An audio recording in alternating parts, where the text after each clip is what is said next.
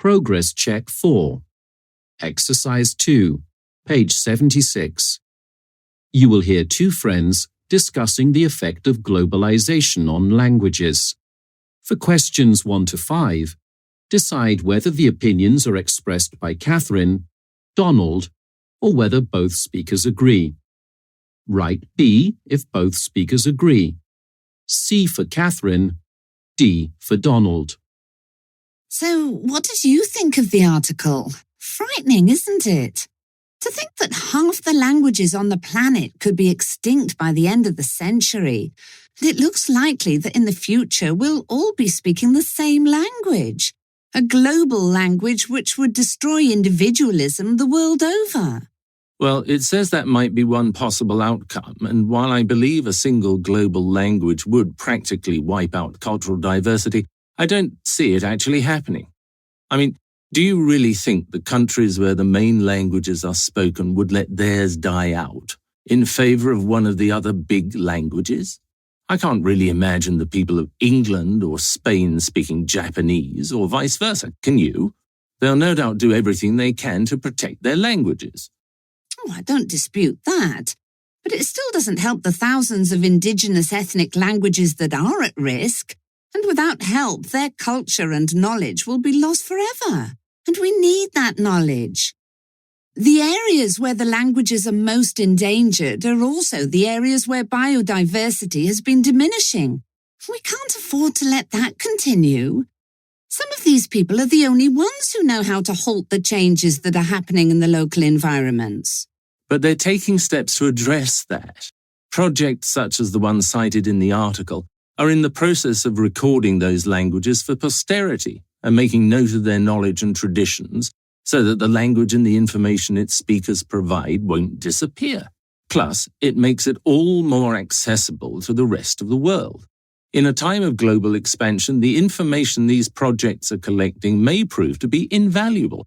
I can't see a downside to learning more. Nor me, but this global expansion is probably the root cause of all the problems. Globalization has a lot to answer for. Advancements in technology have meant that we can go almost anywhere, but migration comes at a cost.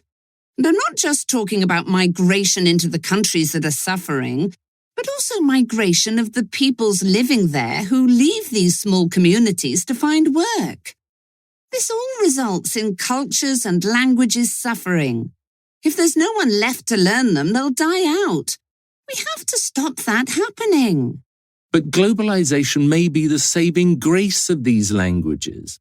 As we learn more about them, there's more chance that other countries and cultures will assist in their preservation.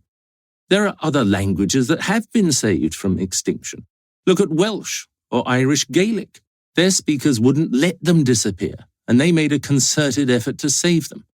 I mean, really, the only people who can save these endangered languages are the people who use them. They have to be reminded how precious they are. We can't do it for them, but we can help them to help themselves.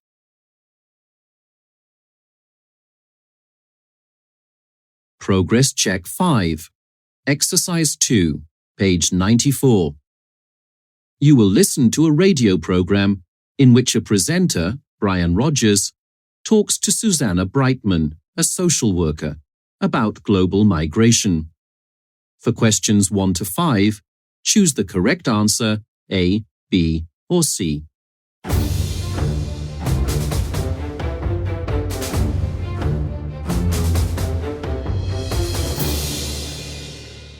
Good evening, listeners, and welcome to today's edition of People Power.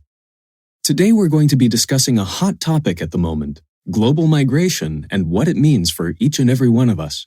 With me in the studio is Susanna Brightman, a social worker. Welcome, Susanna. Thank you. It's good to be here. So, Susanna, we've heard a lot in the news recently about this subject, but what do you see as the problem? Well, I think the problem is just that, calling it a problem. Global migration is a complex issue that means different things to different people. It unfortunately has been getting a bit of a raw deal in the press, who seem to be fixated on one area of it and have a very blinkered view which doesn't do it justice. What we haven't heard is how it is an integral part of modern living. Sorry, that was a poor choice of words on my part. What do you mean, an integral part? I mean that this country, and indeed the world, wouldn't be the same without it. Over the years, migration has shaped the way we live today, both through the people that have come here to this country and the people who have left to make their lives elsewhere. It has a fundamental impact on everyone, even those that never come into contact with migrants. How can that be? Quite simply, financially. The press would have us believe all sorts of things, but quite frankly, the idea that migrants are only interested in stealing our jobs or claiming benefits is just preposterous. If anything, their presence here improves the financial situation of both the country as a whole and its citizens. The majority of them have already acquired a job before they arrive, and often it's in a position that natives either don't want to fill or can't. Once here, they contribute to public finances through tax, and they increase the GDP, so boost the economy. Without them, we'd probably be looking at spending cuts to services or tax rises. Okay, I can see that when they are working, migrants make contributions, but they also add an extra strain on public services such as the health service, don't they? Actually, a lot of public services rely on migrant workers to fill certain roles, and they would struggle to cope if they left. Added to that, a number of sectors, such as agriculture and manufacturing, are also dependent on this workforce, and they would experience a severe hardship if that pool of workers dried up. They would probably have to raise their prices, leading to a rise in the cost of living for the rest of us. Okay, I get what you're saying. People who come here with a job waiting for them are good for the economy in the country. But what about those that never planned to leave their homeland but were forced to do so? What about them? Most of these people just want a chance to get back on their feet, with the hope of maybe one day being able to return to their homeland. As you said, they didn't choose to leave, they were forced to. And there's not much that can be done about that except by foreign governments offering assistance to overcome the problems that made them leave. Well, thank you, Susanna. You've certainly given us a lot to think about.